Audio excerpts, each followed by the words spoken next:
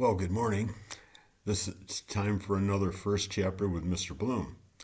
Today, the book the first chapter I'm doing is this one by Dan Gimionhart, The Remarkable Journey of Coyote Sunrise.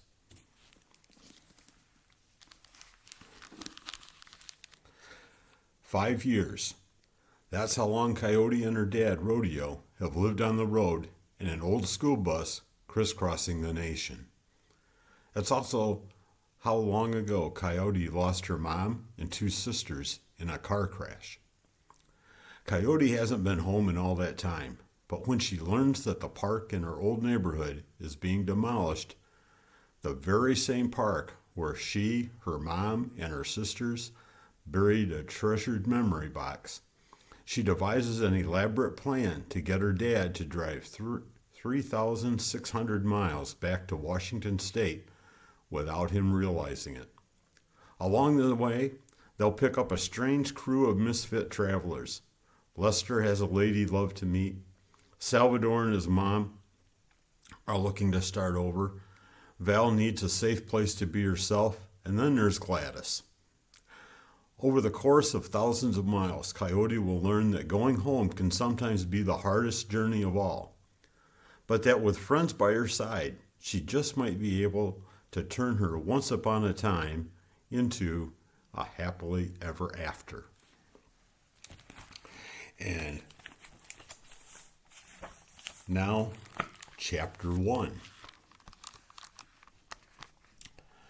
There were big days, and there were small days, and there were bad days, and there were good days, and I suppose I could pick any one of them for my once upon a time. But if I'm going to be truthful, and truthful is something I always aim to be, then really there is only one best place to start this story. It all started with Ivan. Once upon a time it was hot, and I was sweaty. It was about 5 months before my 13th birthday, give or take. We were someplace in Oregon. Honestly, I don't even remember the name of the town, but I know it was on the dry, hot side of the state, away from the ocean. The whole world was so yellow and shining from the beating down sun that you had to squint no matter where you looked. The black top of the gas station parking lot radiated the heat right back up at you, so it felt like you were getting cooked from both sides. I suppose most barefoot people would have been hooting and hopping with that sizzling asphalt burning the bottoms of their feet, but my soles were used to it, and I walked along easy as you please. My t-shirt was stuck with sweat to my back. The braid that hung down nearly to my blue jean belt loop slapped wetly against it as I walked. The man behind the counter looked at my bare feet and started to say something. "Miss, you can't," but I knew where he was going with it before he started. That tyrannical no shoes, no shirt, no service rule is pretty darn universal in America's gas station convenience stores. I just waved at him and cut him off. I know, I said, and kept walking. I'll only be a minute. I'd never been in that particular gas station before, but it was exactly the same as every other one. So really, I'd been in it a million times. Rows of plastic-wrapped junk food, walls lined with glass-doored coolers full of pop and beer and flavored iced teas. I walked past the metal racks of beef jerky and candy bars to the pot of gold at the end of my rainbow, the slushy machine.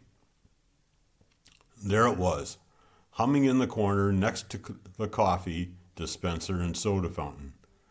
My mouth started watering as soon as I saw that neon-colored sugar slush swirling around under the big plastic dome. There was a kid standing in front of it, looking up at the churning slurry with desire written plain and clear across his face. He was 7 or 8, staring up at the left flavor, which was an unlikely pinkish color labeled wild watermelon. "Big mistake," I said, walking up next to him and grabbing a cup from the pull-down dispenser. He jerked his head to look at me. "What is?" I nodded with my chin at the slushy he was coveting. Watermelon. That's a no-go. Never waste your time with anything that claims to be watermelon or banana flavored. It's a scam every time. He squinted at me, clearly unconvinced. Doesn't matter anyway, he said. My mom already said no. He threw his head back dramatically. But I'm so hot. I yanked down another cup and held it out to him. Here, I said, my treat. The kid's face lit up. For reals, he asked. Yep. But then his face dropped again just as quick. But Mom said no. I'll probably get in trouble. I shrugged. You're probably going to get in trouble at some point today anyway. You may as well get a slushie out of it. He thought about that for a real short second and then snatched the cup from my hand. But I really would think twice about getting watermelon, I added.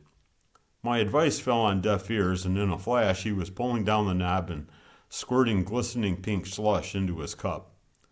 I filled mine with the other flavor, funky fruit punch, which was a superior choice in every respect. The kid looked me up and down, and as he walked toward the cashier, You're wearing weird clothes. I looked down at my raggedy blue jeans and grease-stained white t-shirt. I'm basically wearing the same thing you're wearing, I pointed out. Exactly, he said, and I'm a boy. So boys and girls shouldn't wear the same thing. Well, then you better change, 'cause I ain't. He had nothing to say to that, which was probably the right move on his part since I hadn't paid for his slushie yet. I ignored the hostile good riddance look on the cashier's face when I paid. Like hot asphalt on bare feet, it was something I was used to. Me and the kid walked through the jangling door and back out into the heat. The highway hummed not too far off in the distance. The kid took a big slurping suck on his slushy straw. He swallowed and smacked his lips and nodded.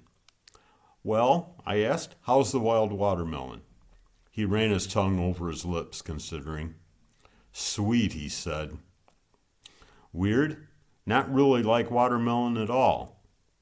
I nodded and took a suck of my delicious flavored, as advertised, funky fruit punch. Lesson learned, kid. Now you know. He looked glumly at the phosphorescent pinkishness in his cup. I sighed. It's tough seeing a kid get a bad break. I held mine out to him. Here, I said, trade. His eyebrows shot high. For reals? Sure, I don't mind it all that much, I lied. And you're the one who's getting in trouble. Better make it worth it. We swapped slushies and I took a sip of wild watermelon. He watched for my reaction. I think I said that the flavor designer at the slushie machine needs to spend a little more time eating watermelon. The kid nodded. I tapped my slushie cup against his. Cheers, kid. Enjoy. He said, thanks. And I said, you're welcome. And then he said, you want a kitten? And I swallowed a mouthful of syrupy slush, licked my lips, and wiped a bit of juice off my chin with my arm and said, what? You want a kitten, he repeated. He pointed to where an older boy sat on the curb next to a big cardboard box. We're giving him away. Want one? I looked out at the big, beat-up yellow school bus parked next to one of the gas pumps. There was no way I'd be allowed to get a cat. It was a no-go for sure, I sighed. Well, I said, let's go take a look at it, at least. There were 5 kittens in that cardboard box, and when I leaned over to look in, they all looked up at me with big round eyes and triangle ears, and I tell you, I was smitten. Who are you? The older kid asked, and the younger one said, she bought me a slushie, and the other kid held out his hand, and the younger one handed it over. The older kid took a slurp, smacked his lips, and nodded and handed it back. You want a kitten? They were as brothers can be, those two. I eyed the bus again, cocked an eyebrow. He was nowhere to be seen. Well, I guess I don't know yet. It's complicated. Both boys nodded. They had parents. They knew how it was. Go ahead, pick one up, the older boy said. Take it for a spin. I pursed my lips. They were awfully cute, those tiny things, with their wispy tails and whiskers. I thought about how I could get away with it. The kittens mewed at me, squealing in scratchy little squeaks. That could be a problem. Which one's the quietest one? Without a moment's pause, both kids pointed out the smallest one, a gray and white striped puff of fur off by itself a little ways in the corner of the box. Something's wrong with that one, the younger kid said. The other one's never shut up, but that one hasn't made a peep since it was born. Really? I said, and narrowed my eyes in approval. She sounds just about right then. It's a boy. It is? Check for yourself. No thanks, I'll take your word for it. I crouched there looking at the little silent white and gray fur ball. He looked back at me. He had a very serious look about him. Solemn even. Like maybe he had it backward. And what he thought was happening was him deciding whether or not to pick me up. He was not a kitten to be trifled with.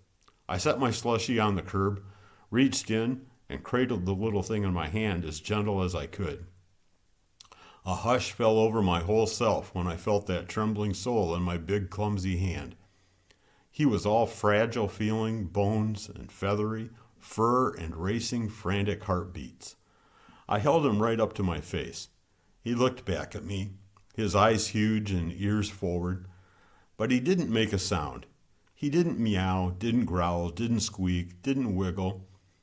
We looked deep into each other's eyes, me and that kitten.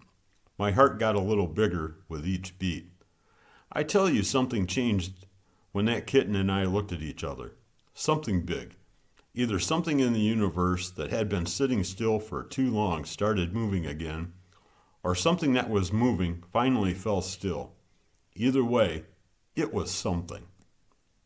You see, I'd walked into that gas station alone, and I'd walked out of it alone, just like I'd walked into and out of gas stations alone every day for like years. And maybe right then and there, holding that kitten, is when I'd just had enough of all that aloneness. It was a quiet moment, and maybe one that anyone watching from outside my heart wouldn't have even noticed. But I tell you, it was a big moment all the same. The kitten yawned, a jaw-gaping yawn that showed off his sharp needle teeth and scaly gray tongue and a decent percentage of his throat. Yeah, I whispered, you're the one, ain't you? So you want him? Yeah, I answered through a little smile that was just growing on my face. Yeah, I want him. It was about the truest thing I ever said. Now I knew I'd never get permission to keep the warm little ball of perfection I was holding in my hands. It was a no, without a doubt, and I knew it. I knew he wouldn't be happy when he found out, but I also knew that the thing he was always saying was, wherever your heart wants to go there and don't look back. And where my heart wanted to go was definitely looking back at me with eyes that were bluer than a blue raspberry slushie. Who's that weirdo? The younger kid asked his brother. And even though I was still stuck in a love at first yawn eye lock with the kitten, I didn't even have to look to know who they were talking about. I glanced over my shoulder anyway, because I now had a contraband kitten to keep concealed. There he was, in all his glory. Brown jeans with more hole than jeans. No shirt, no shoes. There's no doubt he would not get no service. Skinny with bony shoulders and ribs poking out all over the big place. Long, shaggy hair pulled back with a bandana. A big bushy beard that hung down almost to his collarbones. He was scraping all the big corpses off the bus's windshield with that little squeegee on a stick the gas stations keep by the pumps. And he was half dancing and whistling while he did it. He looked totally Funky Fruit Punch, which he was, so, again, flavored as advertised. That, I answered, lowering the kitten to my belly to keep him out of sight, is Rodeo. Both kids squinted up at me. He's my dad, I said. That dude's your dad? Yep. I lowered my face and my voice and whispered, but don't tell him that, okay? Both boys nodded with their serious syrup-stained faces. They were the kind you could trust, those brothers. I looked back at the bus, that kitten pressed up against my t-shirt. Rodeo was doing his cleaning shuffle all around the front of the bus. If I was going to make this kitten in my hand a kitten in my bus, I was going to need help.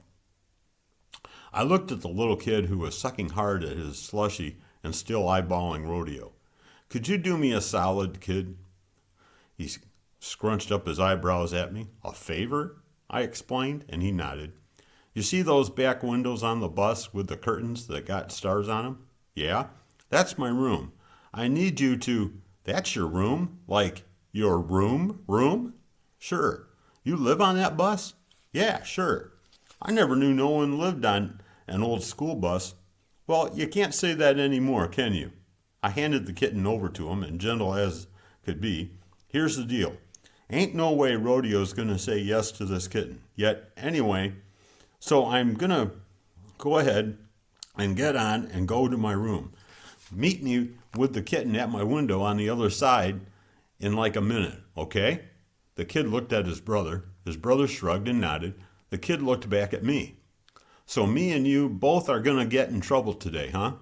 I grinned at him. Guess so. But heck, if kittens and slushies aren't worth getting in trouble for, what in the world is? I grabbed my sunglasses from where they were hanging off my t-shirt collar. They were big, huge, round brown things with thick black frames. $1 at a New Mexico flea market and worth every penny. I slid them on, turning the lights down on the world. You ready? Sure. I sauntered up to the bus, sipping at my watermelon slushie like I didn't have a care in the world. Rodeo looked over at me when I swung open the accordion door. He was scraping a grasshopper leg with his thumbnail, his tongue out in concentration. No bananas? He asked. No, sir, I said, with a little salute, though, to be truthful, I hadn't remembered to look. Well, shoot, Rodeo said, then flashed me that toothy smile that I could never help but smile back at. On to the next stop, then. I shot him a hand pistol and climbed up the stairs into the bus, all casual and slow. I walked past the rows of seats and Rodeo's little bed, and then on through our living room, past the bookshelves, bolted to the wall, and the couch bolted to the floor, and the garden of plants growing in planters bolted under a window. Through the windows, I saw the kid walking toward the back of the bus, his hand covering a little lump under his shirt. His walk as easy as smooth as my own. He didn't even look in Rodeo's direction. He was a natural, that kid. I pushed through the curtains into my room. It was hot and stuffy back there, but once we got rolling, it'd cool down. I went straight to the window and pulled the curtain to the side. There was the kid looking up at me with his mouth open and his hands full of kitten.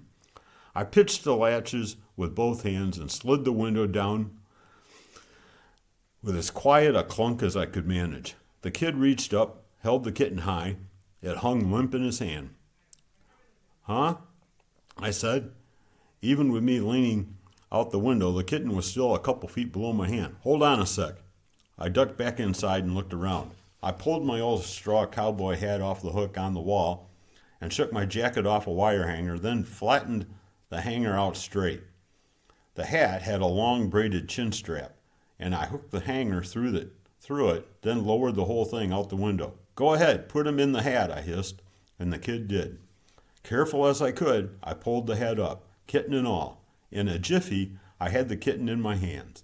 He looked up at me as content as can be. Like riding a cowboy hat elevator up into a school bus was just part of his daily routine. I was liking that cat more and more every second, and I'd liked him a whole heck of a lot to begin with. I stuck my head back out the window. Thanks for the slushie, the kid said. You're welcome. Thanks for the kitten. The kid shrugged, which I thought was appropriate. I heard the bus door squeak and shutter closed. A second later, the big old diesel engine fired up and shook my room with its rumble. The kid took a step back. Well, see ya, kid, I said. See ya, he said, and walked away around the back of the bus. There was a big box of books by my bed, and I tipped it over, dumping the books onto the floor. I sat the box between my bolted-in shelf and my bolted-in bedside table and set the kitten down inside. He looked awful small and lonely in there, so I folded up an old t-shirt and stuck that and a little stuffed dinosaur in there with him. He sniffed the dinosaur, looked up at me, and then laid down with a little plop. I looked at the pile of books on the floor next to the box, and the shiny gold title of my favorite one caught my eye, The One and Only Ivan. It was a sign for sure. Perfect, I said. I reached down, scratched the kitten's head with one fingernail. He closed his eyes, leaning into it. Ivan, I whispered. That's your name. Ivan. Whether you like it or not, but I hope you like it. Ivan sure didn't look like he minded it. Now, I got to make sure Rodeo doesn't get suspicious, I said. Stay put. Rodeo had gotten up into the driver's seat by then. He slid his own sunglasses on, tossed a handful of sunflower seeds onto his mouth, shells and all. I knelt on the seat behind him and leaned over his shoulder. Ready to roll, Coyote? He asked. Ready as rain, I answered with a grin. Where are we going? He disengaged the parking brake and flicked on the radio. Freaky hippie electric guitar wailed out of the speakers. Only one way to find out, he said. He slapped the dusty dashboard of the bus and shouted, You ready, Jaeger? He gunned the gas pedal, making the old bus engine roar, and then he popped the clutch and he started forward with a jerk. His head bobbed to the music, his lips pursed as he worked on tonguing those seeds out of their shells.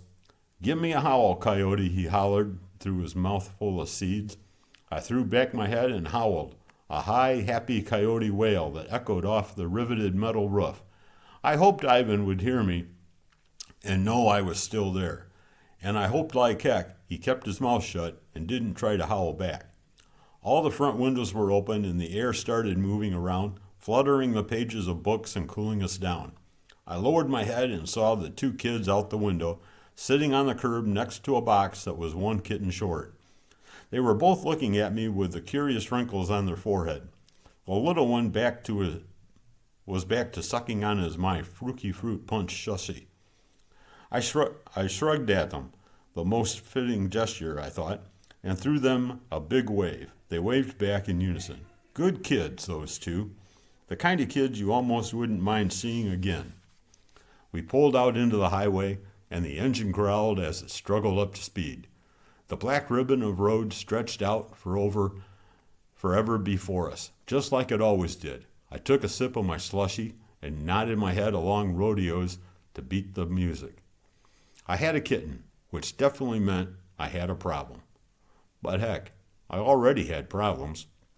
And now I also had Ivan. And that sure seemed like an improvement either way. This story, The Remarkable Journey of Coyote Sunrise, is just a great fun read. You know, the word kind can stand for kids increasing nice deeds.